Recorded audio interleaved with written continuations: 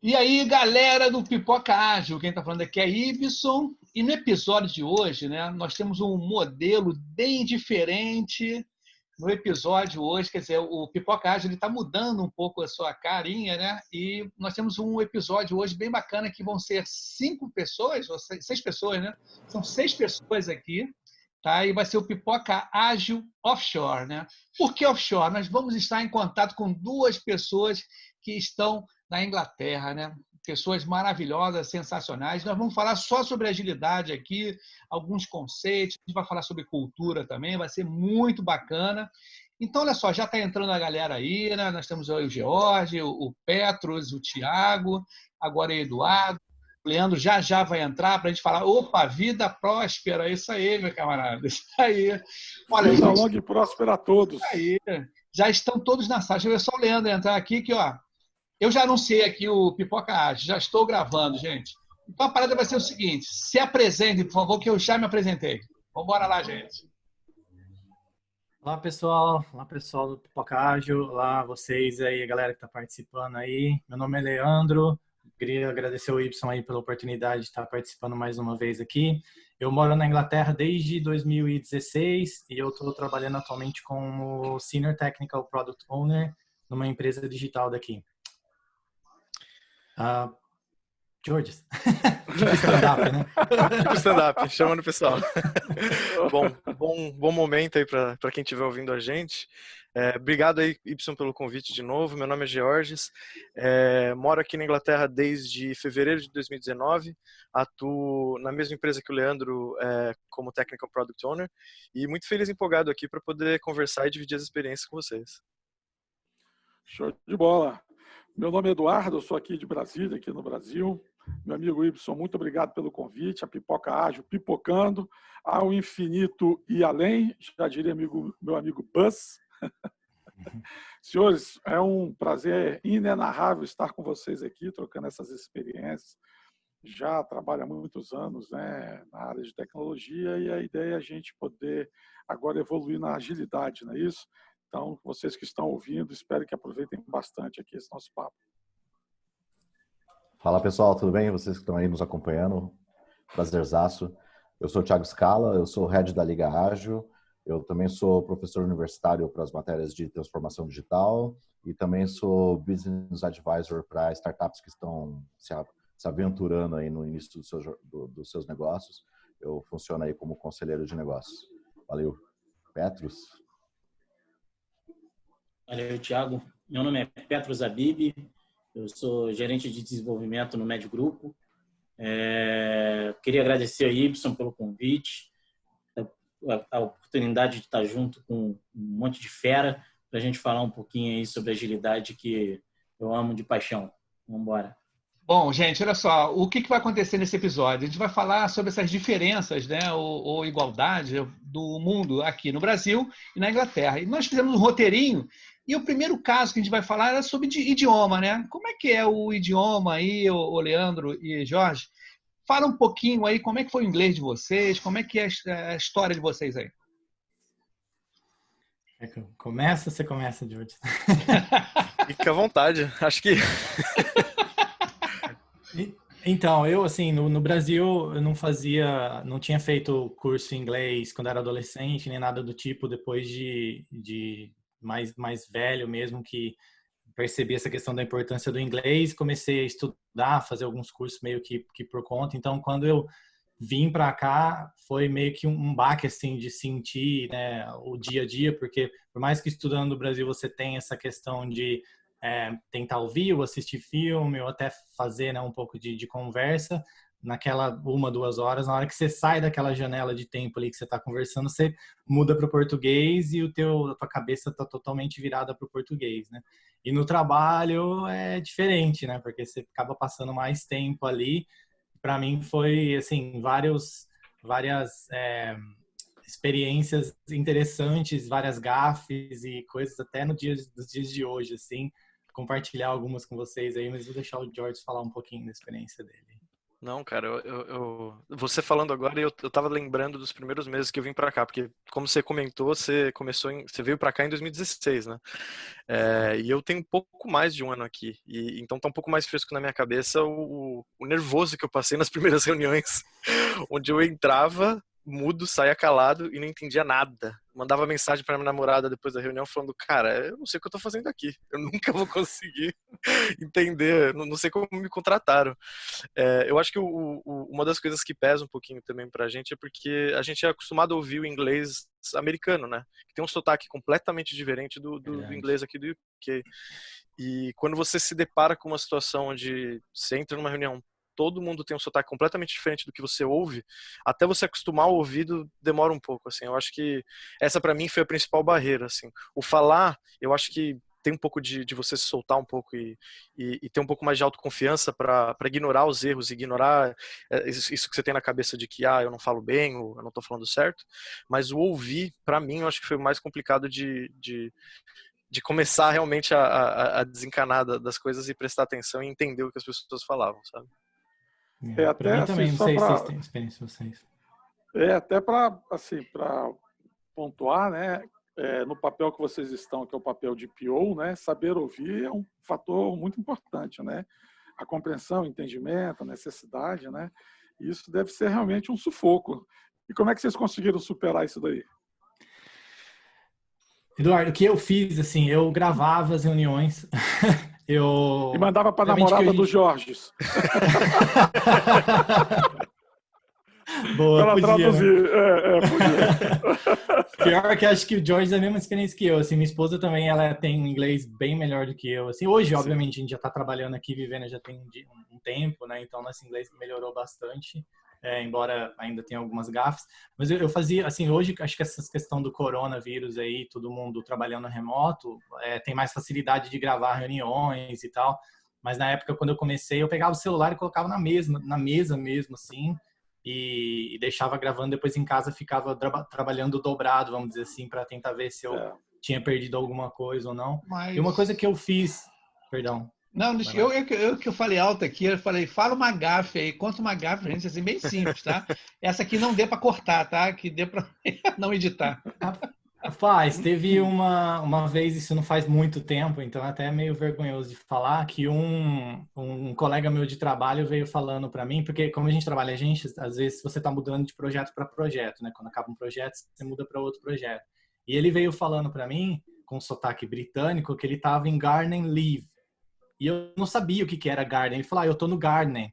Eu falei, legal, né? Que projeto que é esse e tal? Aí depois que eu entendi que o garden leave, na verdade, é quando a pessoa tá para ser mandado embora e ele é, tipo assim, afastado e continua recebendo o pagamento dele, entendeu? E aí, tipo, na hora que eu falei, ele falou, não, garden leave. Aí eu fiquei com aquela cara assim, tipo, o que é isso, né? Aí ele teve que explicar, desenhar para mim, assim. Eu falei, nossa, não sabia onde enfiar a cara. Pô, mas isso é idiomático, não é?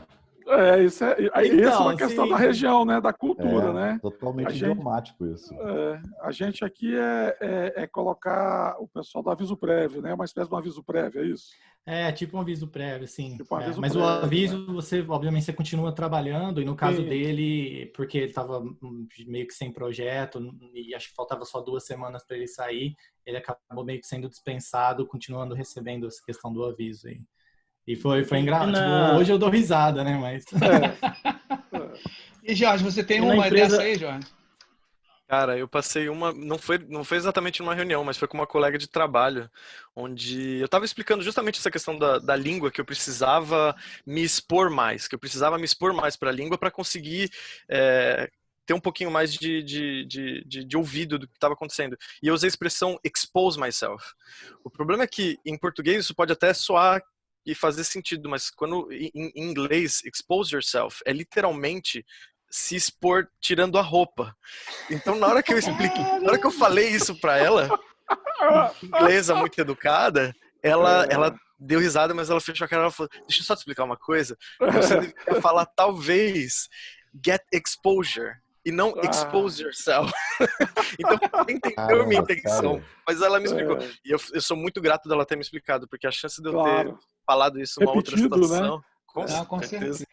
Olha só, Sensacional. nessa pegada aí, seguindo o nosso roteirinho, que nós temos esse roteirinho, que é a primeira vez que a gente faz roteiro junto, né? Em 12 mãos, né? Então, olha só, com relação ao idioma, né? A gente já entendeu mais ou menos que se passaram alguns percalços.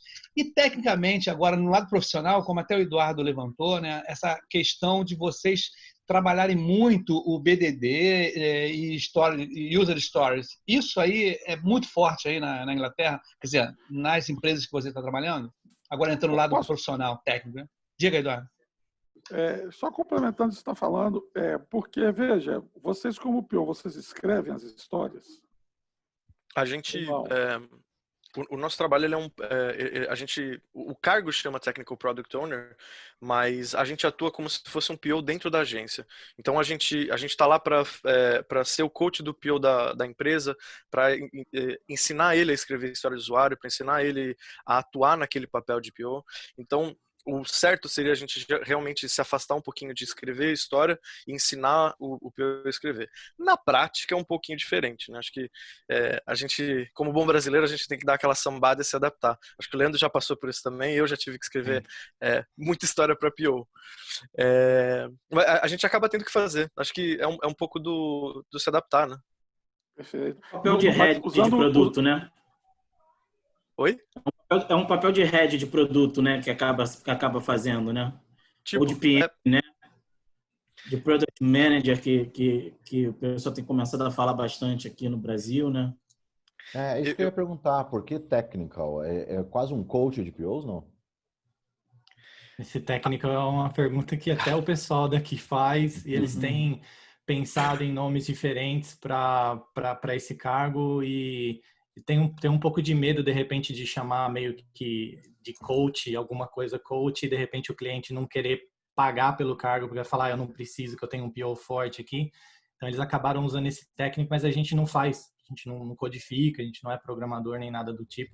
Mas a terminologia que eles... Eu nem sei se isso é específico da agência que a gente trabalha, tem outras pessoas que a gente entrevista que falam, a gente já achou algumas outras vagas aí também que o pessoal chama de Technical Product Owner, mas a gente acaba ficando meio que nessa ponte aí, como o George falou, a gente é parte integral do time e como o Petrus falou, a gente também atua nessa questão da governança como um PM, né, mas um Product, não um Project Manager, e tentando focar no valor, porque você tem clientes POs que às vezes são bem fortes, eles conhecem muito bem do produto, mas eles não têm a noção do método ágil ou das boas práticas, e a gente tem que ajudar, como o Jorge comentou, mas tem muita gente que às vezes eles vêm com essa visão que acha que entende o que é ágil e quer focar em uma determinada coisa, e a gente tem que acabar ajudando eles com a priorização para focar no valor, para focar no MVP, porque obviamente a gente trabalha com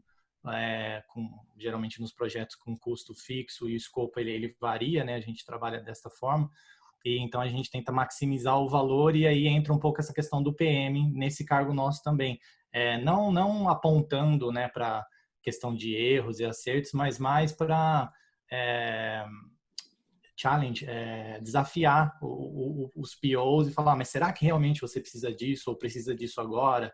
Isso aqui não é mais importante, isso aqui não vai te trazer um retorno um pouco maior. Eu acho que tem uma explicação, pegando um pouco do gancho que você falou, Leandro, tem uma explicação muito boa que eu gosto quando eu vou explicar o que eu faço, falar do aspecto de mitigar riscos que a gente tem dentro do projeto. Então a ideia é que, se por exemplo, como você comentou, a gente tem um PO que não enxerga ou que tem dificuldade de enxergar um produto, um desenvolvimento mais lean, um desenvolvimento mais enxuto daquilo, a gente tenta trazer ele um pouco mais para perto e explicar por que talvez ele deveria pensar isso de uma maneira, ter essa mentalidade de MVP quando ele vai construir algo. Ou, por exemplo, quando tem algum problema acontecendo dentro do time de desenvolvimento, a gente atua um pouco mais como Scrum Master, por exemplo, para tentar ajudar a tirar aquele bloqueio, a resolver aquele problema dentro do time de desenvolvimento. Então tem um aspecto da gente viajar um pouco entre os mundos, entre ser um Agile Coach, talvez um pouquinho de Scrum Master, um pouquinho de PO também, varia muito de produto e cliente. Nessa atividade de vocês, então, existe muita questão do ensino do papel do PO propriamente dito, né?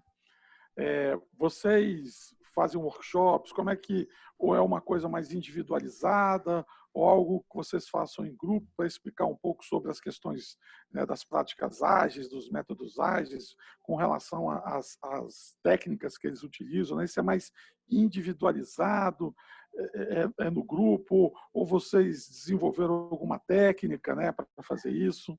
Que é bem legal, Sim. né? Realmente é um passeio, né? No Agile Coach, no SM, no PM, no PO, né? Quase um bombril aí, né? Sim. Acho que o primeiro ponto que a gente está comparando um pouco, né, daqui com o Brasil, acho que o primeiro ponto, antes da gente entrar no mérito da questão do treinamento, ou de como a gente implementa isso, como você perguntou, Eduardo, acho que para mim foi, por exemplo, quando eu comecei a trabalhar para a agência, foi ver que eles meio que, não vou falar obriga, que é muito pesado o termo, mas tá meio que em contrato, assim, que todo cliente, todo contrato que a gente fecha, ele obrigatoriamente tem que ter um Product Owner definido pelo cliente. Legal. Na experiência que eu trabalhei no Brasil, eu era o Product Owner, eu era da área de informática da empresa que desenvolvia o software, tinham vários clientes, vários stakeholders lá, tinha um pessoal de suporte que às vezes trazia requisito, mas não tinha uma pessoa no cliente que era o PO. Então esse para mim já foi o primeiro uau, que legal, porque foi um diferencial e um diferencial que eu achei interessante. Não sei se você concorda, George, antes da gente ir para a questão do coaching. Não, total. Acho que, na verdade, quando você trabalha com o projeto, você percebe que quando o maior risco, ou que você pode identificar como o maior problema, é quando você não tem um PO, ou você não tem um PO suficientemente engajado com o time e com o que está sendo desenvolvido. Na experiência que eu tenho tido na agência que a gente trabalha, estava até falando isso hoje num Agile Chat que a gente tem dentro da empresa, para mim é o maior problema, sabe? Todos os outros a gente consegue resolver. Agora, quando você tem um PO desengajado, quando você tem um PO que não está ali junto com o time, não participa, putz, cara, é muito difícil reverter. Isso aqui E no Brasil... Vocês têm Desculpa, SM no time de vocês? Tem o quê? SM. Acho que depende. Nos times que eu trabalhei, Petros, eles não eram grandes o suficiente para exigirem um SM, então a gente acabava tomando a maior parte das responsabilidades de um SM. Mas a gente trabalha em um projeto, especificamente um programa, especificamente agora, que tem Scrum Masters em cada time e da mesma maneira a gente continua atuando como Technical Product Owner, ou TPO, que é a sigla, só que aí o nosso papel se inverte um pouco e a gente vira muito mais um consultor de gerenciamento de produto pro PO do que especificamente esse papel coringa entre Scrum Master e Agile Coach. Maneiro. Mas a estrutura do time que a gente tem, ele inclui os roles, que são os papéis, que seria do PO, obviamente do Dev, a gente tem um pessoal de teste que faz parte da qualidade, não é um time separado, é um time, então você não tem QA e desenvolvimento, por exemplo, é um time só que você tem membros com diferentes skills, e tem a questão do Scrum Master que o George falou, que em projetos menores acaba, ou às vezes, como ele falou, a gente assumindo um pouco essa responsabilidade, os projetos que eu trabalhei, o gerente de projeto às vezes acaba usando o chapéuzinho do Scrum Master também. E essa questão do treinamento que você comentou, Eduardo, que a gente faz, geralmente a gente recomenda os POs dos clientes a irem na certificação do PO, no CSPO. As empresas aqui, porque para eles ganham em Libra, né, e recebem e pagam em Libra, então acaba não sendo tão caro. E obviamente que para a gente acaba sendo um pouco desafio, porque eles saem dos 2 dias de treinamento falando agora eu sou PO. E não é bem assim, né? E acho que vocês aí, Petro, Thiago, Ibson, Eduardo, vocês podem compartilhar um pouco a experiência de vocês, que realmente não é bem assim. Não. Antes fosse, né? Antes fosse. Até conversei outro dia isso com o Ibson, né? A gente fez a certificação, né, Ibson, de CSPO. Sim. E, cara, é muito longe daquilo que realmente um PO precisa saber. É muito longe. É legal dar uma introdução, dar uma visão e tudo mais. Mas é muito superficial, mas é muito longe. E, cara, uma certificação longe. cara. Cara, eu ia falar agora. Por isso que é melhor Scrum Org, né? Eu acho, né? Eu acho também. É porque as pessoas não querem justamente falar, né, mal, também não é o caso, né?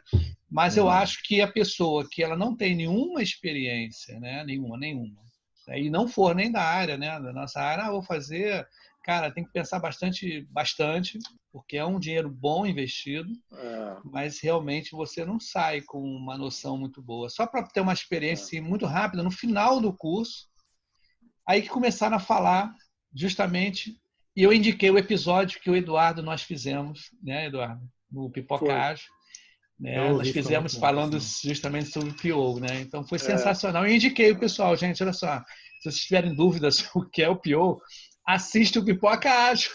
Pipoca Ágil. Pipoca Ágil tem muita informação sobre o PO. Mas é isso, verdade. cara. Alguém quer falar mais alguma coisa com relação a esse...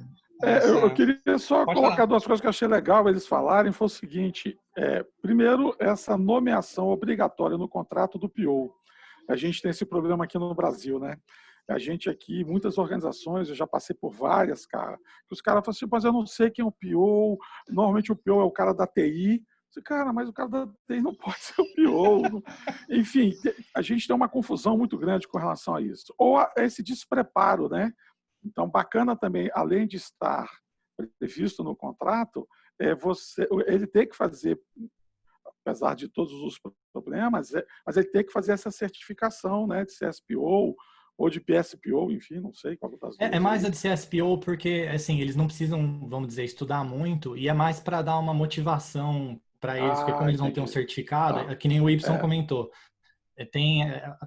acontece de tudo. Tem, acho que a mesma experiência que tem no Brasil. Às vezes, o PO que é nomeado por eles, que quando a gente vai ver na prática, não deveria ser o PO. Então, tem toda a parte de discovery, né, que é de descobrir o produto que a gente faz. E a gente rapidinho já identifica, olha, na verdade, o PO é aquela pessoa, e já aconteceu em projetos que eu trabalhei, não sei, Jorge, se você teve alguma experiência, mas da gente mudar o PO e de, inclusive, era um contratado, era uma pessoa contratada, e eles até romperam o contrato da pessoa e para colocar quem realmente tinha o poder de decisão. Então, isso realmente acontece. E o curso é mais para dar essa motivaçãozinha deles, né, de entender essa ideia. E aí entra o que o Jorge comentou do nosso cargo de estar lá no lado a lado, apoiando, ajudando eles e refinando mais o aprendizado, vamos dizer assim, entre aspas, né, que eles tiveram ali nos 2 dias de curso, tipo assim, só para trigar aquela curiosidade e aí vamos na prática, então, escrever história junto, definir, né, a questão da ordem do backlog junto, focar em valor, MVP, todas essas questões que a gente está ali no dia a dia, né? Então a gente acaba usando exemplos reais do projeto da pessoa, né? Então acaba sendo o que eu vejo é o seguinte, olha só, você quer falar alguma coisa, Thiago? Quer falar alguma coisa? Queria, mas pode falar. Pode complementar porque eu acho que eu vou mudar um pouquinho. Não, tudo bem. Só para complementar o seguinte, cara, o último episódio do Pipoca Ágil foi o pessoal do Mind Master, tá? O Denison e o Denis, tá? O Denis é um cara que botou um vídeo, né, no YouTube que é Scrum em 8 minutos. Tem muita visualização. Eles foram super receptivos comigo, nós fizemos o episódio, né, o último episódio. Então, o que acontece? Estava conversando com ele que as pessoas ficam assim, nossa, Scrum, né, você é mundo ágil, muito ligado à tecnologia, desenvolvimento de software. Mas a gente repara muito bem que o PO, né, cara, não precisa essa necessidade do cara ser de informática, né? Então, por isso que ainda está muito divulgado e tem que ser divulgado mais que a parte de papéis, né, envolvidos no mundo ágil, não é só para desenvolvimento de software, não é só para técnico, né? Como você está falando justamente, o cliente, né? Essa formação de PO, o cara não precisa, eu sou o analista de requisitos, eu vou puxar a brasa para o meu lado, vamos dizer assim, né? E eu vou ter que ser PO, coisas desse tipo. Mas tem muita gente, como teve uma garota que fez um episódio comigo, transição de carreira, justamente saiu da área administrativa e foi ser Scrum Master no mesmo banco que recebeu, e outras pessoas mais que mudam de carreira por conta disso, né? Que eles se acham nesses papéis e se dão bem. Mas, Thiago, pode falar. Eu ia fazer uma pergunta aqui. Nesse comentário todo que o Leandro fez, ele citou uma palavrinha que falou, opa, como assim? Ele citou gerente de projetos, né? E aí, esse é um termo que a gente parece tentar se desvencilhar a todo custo aqui nas transformações que acontecem no Brasil. E a gente sempre ouviu falar que Estados Unidos, Europa, tal, tá muito mais avançado que a gente em questões de agilidade. Você acabou de citar gerente de projetos. Como é que funciona isso aí? Eu vou começar, George, você me ajuda aqui. Claro. Como eu comentei, na MMT, o gerente de projeto ele acaba tendo uma função um pouco diferente das experiências que eu tive, que eu vim de gerente de projeto, meu cargo era gerente de projeto quando eu saí do Brasil, e embora a minha atividade do dia a dia era mais gerente de produto mesmo. Aqui ele é mais focado na conta em si, então ele é responsável pela questão da gestão do risco, com o nosso suporte, como o George já comentou, toda a questão do budget, de criar os invoice, tipo boleto, que seria a parte de cobrança que você manda para o cliente em relação a isso. Eles ficam responsáveis por isso também. A questão do planejamento do time, então, por exemplo, como é agência, tem vários times, a gente pode trabalhar até com 3, 4 times, já teve vez da gente trabalhar. Então, cada indivíduo que vai estar em cada projeto também é responsabilidade do gerente de projetos de fazer essa organização, esse planejamento dos indivíduos mesmo, que vão estar nome por nome em cada projeto. E também, como o George comentou, dependendo do tamanho do projeto, eles usam o chapéuzinho do Scrum Master, então eles também acabam atuando um pouco como Scrum Master. É um pouco diferente das experiências que eu tive no Brasil. Não sei se são todas as empresas daqui assim, ou se de repente é só essa estrutura da agência. A empresa que eu trabalhei antes da agência, eu também era contratado como gerente de projeto, mas atuando basicamente como gerente de produto. Então, dono de produto. Então, era responsável pelo backlog, trabalhava ali no dia a dia com um time, tomava as decisões em relação à prioridade, MVP, toda essa questão. Mas o meu cargo era gerente de projeto. Aquele momento em que tá todo mundo procurando se encaixar, né? Ajustar papéis, definições. Aí, às vezes, a empresa, no momento de transição, você quer contratar um PO, um SM, mas esses cargos não existem dentro da empresa, você acaba contratando como gerente de projetos no papel, mas no dia a dia ele vai exercer outra função, né? É mais ou menos como acontece aqui, eu vejo acontecendo bastante, né, Thiago? Então, e aí eu tava pensando, né, porque eu vejo, de fato, o pessoal, às vezes, quer fazer uma inquisição aqui, armar fogueira, queimar os gerentes de projeto, queimar tudo os PMBOK, falar que não funciona. Mas, e aí, considerando que a Inglaterra está à frente da gente, né, ou seja, nós devemos esperar por isso ainda no futuro, né, conviver com isso no futuro, considerando que a maturidade aí. Não, e se você quer saber, eu tenho uma visão até um pouco mais... que talvez isso seja até um argumento comercial, porque quando você pega uma empresa que não está acostumada com todos esses nomes de papéis novos que a gente já ouve há tanto tempo, já trabalha há tanto tempo, ele começa a se perguntar, mas por que eu preciso de um Scrum Master? Por que eu preciso de um TPO, né, que é o nosso cargo? Talvez seja até comercialmente mais vendável para uma agência explicar que, não, ele é um gerente de projeto, ele vai cuidar do financeiro, ele vai cuidar do seu budget, ele está lá para... Assim, soa um pouquinho mais palatável para as empresas que não estão acostumadas com o termo Scrum Master. Mas é muito disso, assim, e eu acho que a beleza da empresa que a gente está e da maneira como a gente trabalha é que a gente consegue dividir, trocar, fazer essa troca com o gerente de projetos, de definir quando num projeto ele precisa trabalhar um pouco mais como Scrum Master, ou se eu consigo tirar essa carga dele e ajudar ele em uma responsabilidade ou outra. Eu acho que isso funciona muito bem nos projetos que a gente está e depende muito do projeto também. Isso que você falou, acho que é muito legal, a questão dessa comunicação da empresa estar aberta, né, a você fazer essas discussões. O que a gente acaba percebendo, o pessoal que está lá no tradicional ainda, amarrado naquilo, ele quer trazer para o ágil assim, então o gerente de projeto aqui vai virar um Scrum Master aqui. Então o analista aqui vai virar esse cara aqui. Tenta fazer um mapeamento, né? Pô, ele quer fazer um depara. Cara... Aí nasceu o safe. Isso, aí nasceu... bem ácido, mas beleza, é isso aí. E é que a gente acaba aqui brincando, né, chamando de trágio, né, que é o tradicional com ágil, né? Então o cara, ele acaba fazendo um trágio ali nesse meio do caminho. Então acho que isso é importante, né? Um dos aspectos da agilidade é isso, a adaptação, né? Então você não está amarrado, cada empresa tem um jeito, cada empresa tem uma forma, né? E aí isso é legal, essa abertura dentro da empresa de vocês aí, e de você se adaptando, né? projeto para cá, põe um nome para lá, eu faço isso aqui um pouquinho, faço aquilo. Ah, não, porque aqui é assim. Ah, não, você não pode fazer porque o seu papel não é esse. Mas, meu amigo, agilidade é nada disso, é multidisciplinar, é todo mundo se ajudando, né? É um negócio assim que não dá para entender, né? Mas, enfim. Falar em multidisciplinaridade, eu queria fazer uma pergunta. Vocês comentaram sobre a questão do time, né? Como é que é essa visão, né, das histórias com o BDD ser muito forte, né? Enfim, como é que essa formação do time de vocês, ela realmente é multidisciplinar, ou seja, tem pessoas ali com perfis de analistas, desenvolvedor, testador, cara de banco. Aqui a gente tem discutido muito recentemente a LGPD, né, a Lei Geral de Proteção a Dados, né? Eu vim de uma organização que era muito forte essa questão da segurança, né? Então, não tinha nenhuma aplicação que não ia para a produção se não passasse por todo um conjunto de testes de segurança. Como é que isso é essa questão do time de vocês e a questão da visão de segurança aí? Atualmente a gente está trabalhando, e como a gente comentou no início do programa, coincidentemente a gente está trabalhando no mesmo projeto.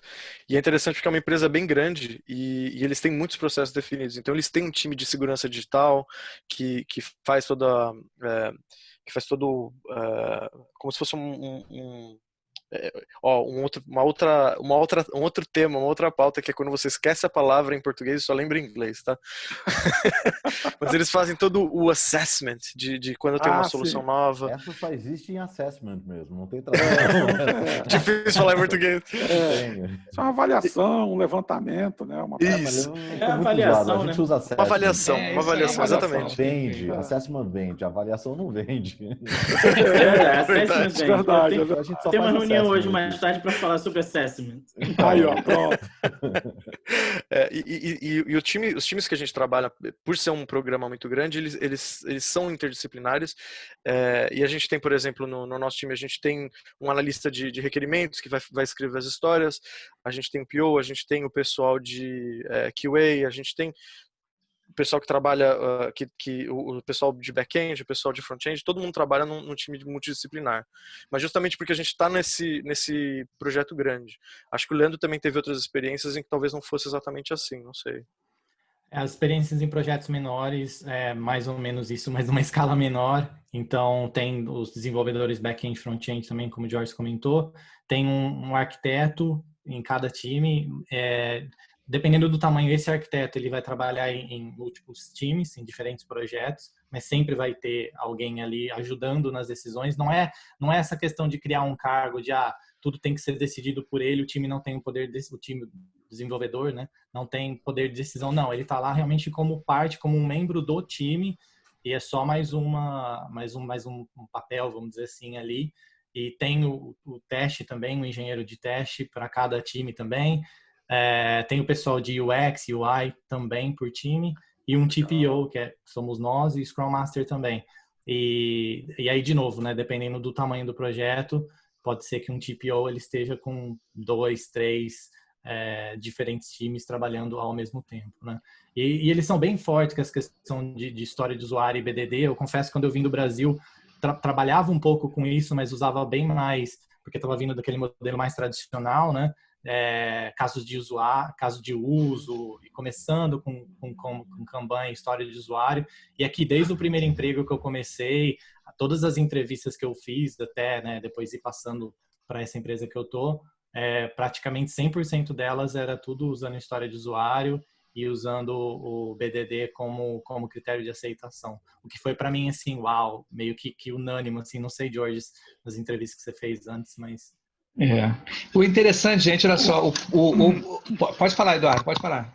Pode falar, Eduardo, o que você quer. Não, só ia comentar sobre os critérios de aceite, né?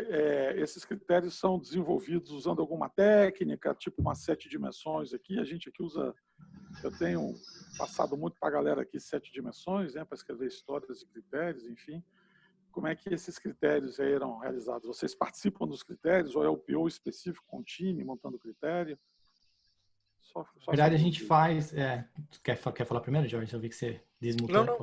Eu acho que nos times que eu trabalho, a gente trabalha com o Give and Why Then, que, de novo, eu esqueci em português como é que fala. Mas a gente usa o BDD e geralmente é o PO com o analista de requerimentos e o time. A gente faz um refinamento onde a gente tenta trazer todo mundo junto para tentar mitigar o risco de não ter uma comunicação, alguém ter algum tipo de dúvida ou problema e levantar isso o mais rápido possível ao invés de esperar até o final da sprint ou alguma coisa assim. Pelo menos nos times que eu trabalho, acho que talvez o Leandro também.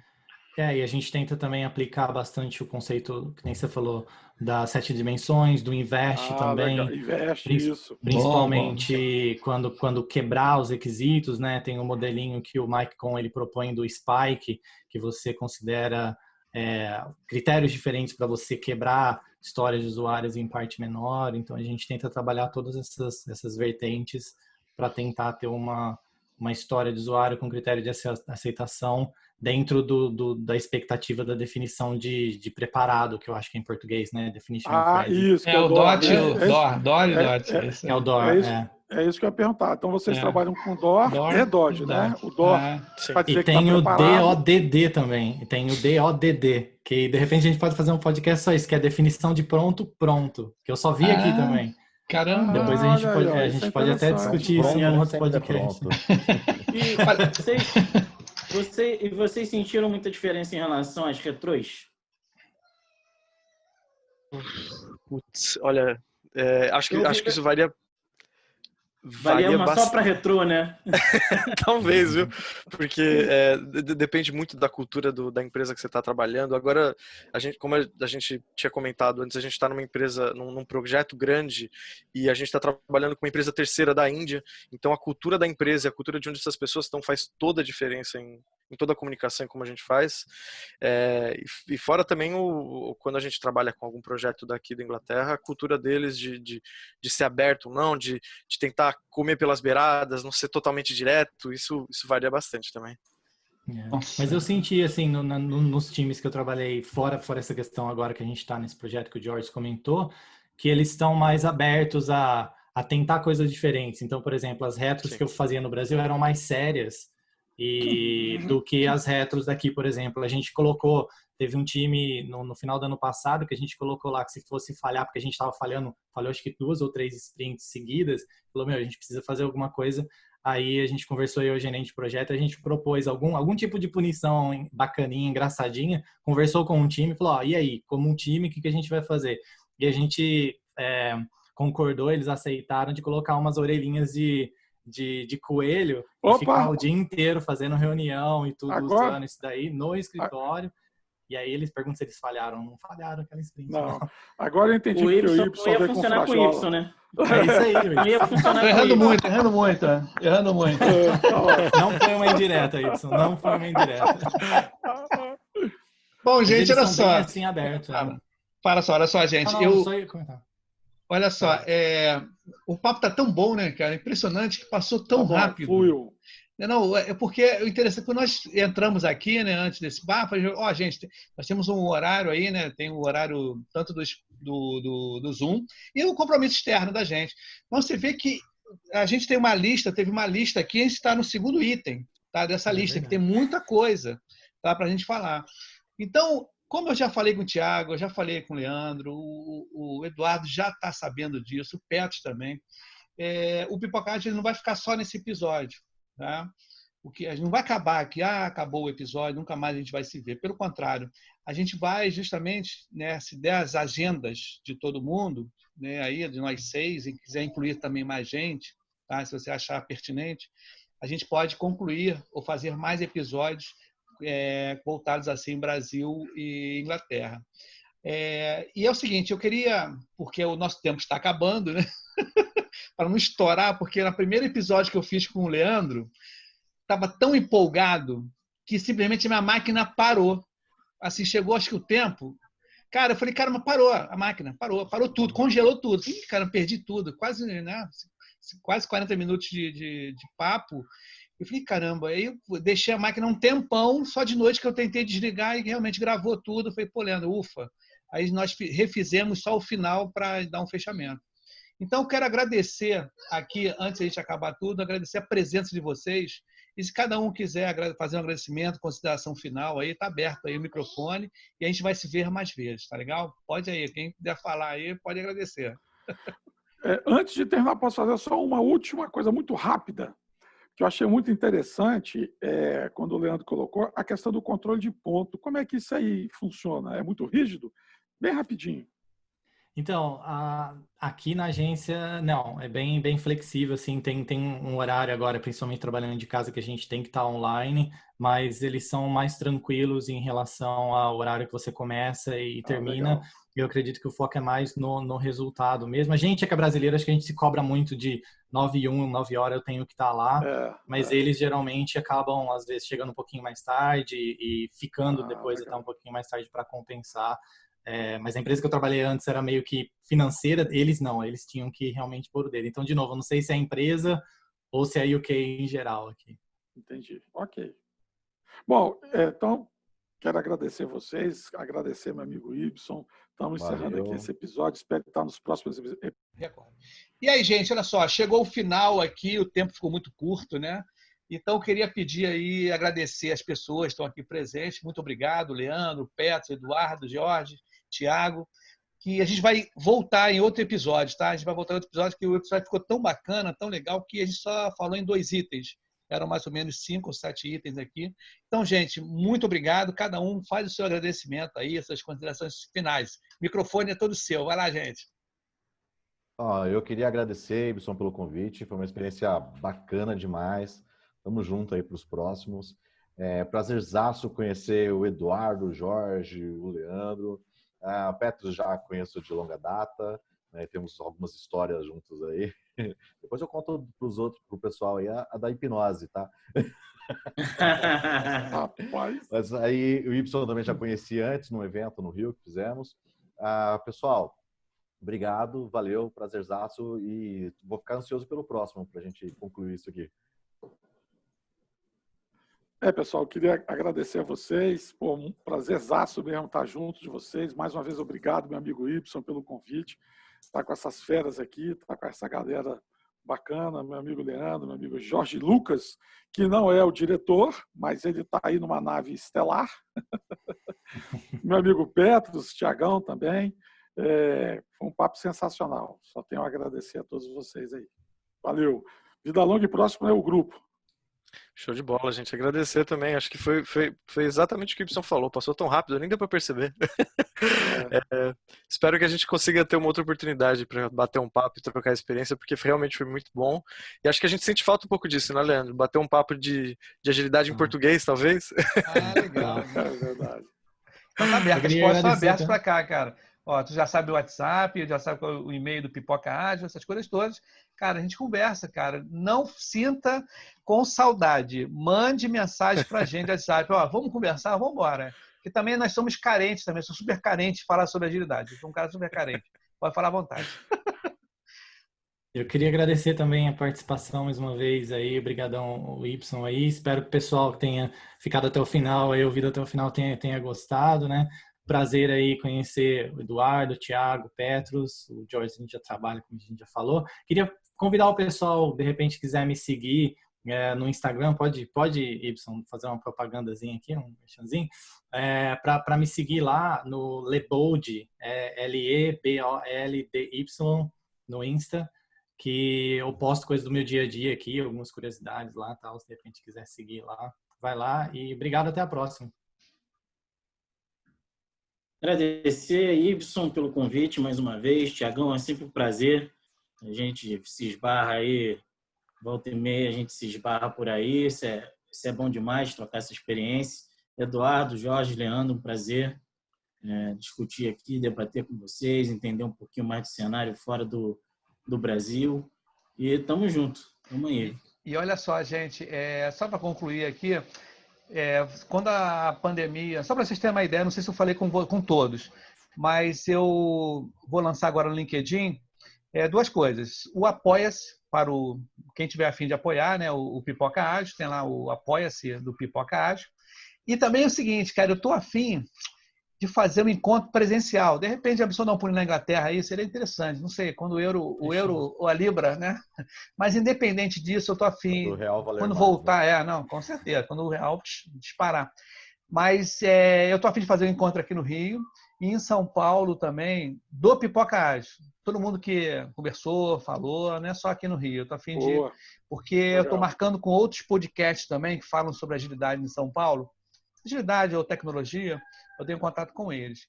E, mais uma vez, cara, muito obrigado. O Pipoca Ágil está em 12 países. O último foi República Tcheca, interessantíssimo. Eu vou postar no LinkedIn justamente essa evolução. Tá? E em São Paulo, eu estou em 40 municípios. Eu não sabia, cara. Em São Paulo são 40 municípios e no Brasil são 20 estados, tá? De alcance. Estou com 14.300 reproduções, com 97, acho que esse aqui é o 98 episódio, não sei. Então, gente, eu quero agradecer de coração. Obrigado aí pela presença de vocês, tá? E vamos dar continuidade a esse episódio, tá legal, meu cara? Esse é a parte 1, né? Simbora. Com certeza. Boas reuniões para vocês, tá? Bom início de trabalho da tarde aí, tá legal? Thiago, Petros, Eduardo, Jorge, Eliana, tá bom? Valeu, meu camarada. Valeu, gente. Boa semana. Tchau. Gente, um abração. Tudo de bom. Abraço. Um abraço. Tchau.